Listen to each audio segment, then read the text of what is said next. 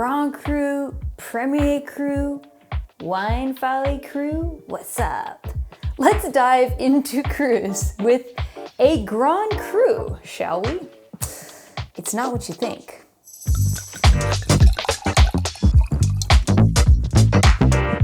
In this glass is a unique wine from somewhere around the world. Let's see if you can figure out what it is and where it's from. Let's start by taking a look at the color. This looks to be a medium ruby color with a slight tinge of red-orange on the rim. On the nose, I get earthy, gravelly black fruits of cassis, plum, and black cherry, a little mint, milk chocolate, and there's also a touch of smokiness. Based on that description, are you thinking what I'm thinking? This wine smells like a famous wine blend that we've had before.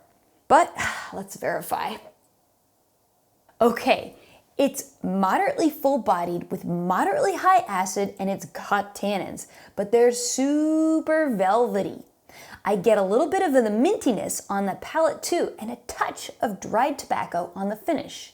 What a big clue! So do you know what blend we have here? Is it Tempranillo and Grenache, Merlot and Cabernet, Syrah and Grenache, or Shiraz and Cabernet? It's time for the answers. Master of Wine, Christine Marsilio, help us out. The mixture of red and black fruit fits with all of these except for one, Shiraz and Cabernet. For that pairing, we'd expect exclusively black fruit and definitely a black pepper aroma from the Shiraz. Speaking of lack of black pepper, a hallmark of Syrah and Shiraz, since we're missing that, I'd get rid of Syrah and Grenache blends too. However, with both Tempranillo and Cabernet blends, we can find a herbal element, but a Tempranillo and Grenache blend wouldn't have that cassis and chocolate note. That leaves us with Merlot and Cabernet. That chocolate note is a telltale sign of Merlot, and the fact that we have smooth tannins and a good mid-palate paired with structure and herbal notes from that cab makes these two a match made in heaven. These two grapes go so well together that we find them planted side by side the world over. When Merlot needs more tannin and acid, Cabernet provides that. And when Cabernet needs more fruit and smoothness, Merlot delivers. The archetype of this blend is of course in Bordeaux. Cabernet dominant blends on the left bank and Merlot dominant blends on the right bank. To learn more about why these grapes are planted in different areas, check out our Bordeaux 101 course. Because this wine is quite full-bodied and smooth, it's gotta be a right bank blend, aka Merlot dominant. So what are we tasting? Give us the big reveal, Madeline. So today we're tasting Château Palais Cardinal Cuvée La Fuie. So what does Grand Cru actually mean? Grand Cru is a French term and it means great growth, referencing the awesomeness of the vineyard location. But technically it has several meanings depending on which part of France you're in. For example, in Burgundy, there are designated Grand Cru vineyards. A producer can label their wine Grand Cru as long as it comes from one of those vineyards. Today, those wines can be quite pricey. In Bordeaux, it's a bit more complicated.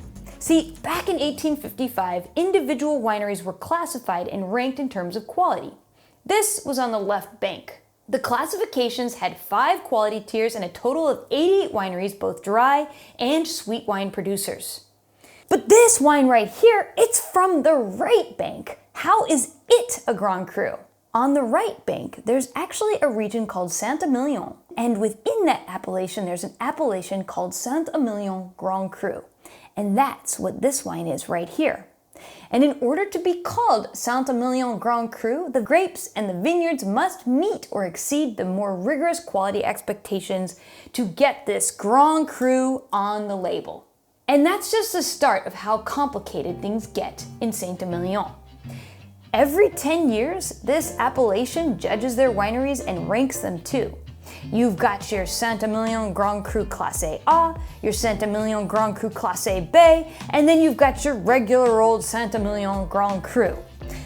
By the way, this took me like 10 years to wrap my brain around, so if you're a little bit confused, just know this. If it says Grand Cru on the label and it's crazy expensive, then it's probably the highest tier Grand Cru juice you can buy. Easy peasy. Well, not really. There you have it. You are one glass deeper into the fascinating world of wine. This wine is part of Wine Folly Club, and it's delicious. So if you'd like to taste along, you can join and subscribe and learn more. And we'll be talking more wine on this channel anyway, so if you love what we're doing, definitely subscribe. And I'll see you next time. Happy tasting. Salut.